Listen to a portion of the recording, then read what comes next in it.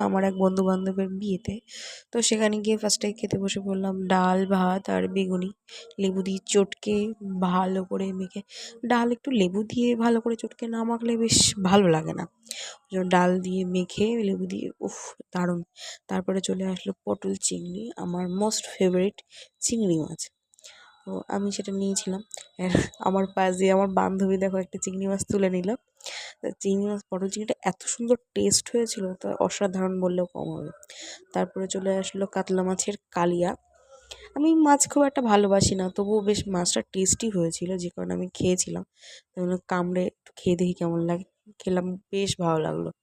তারপরে চলে আসলো চিকেন কষা।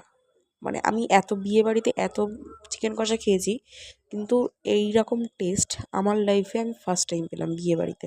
বিয়েবাড়ির মাংসটা কেমন একটা ঘাটা থাকে না, এটা এত সুন্দর টেস্ট, অসাধারণ বললে কম হবে। তারপরে পাতে পড়ে গেছে চাটনি,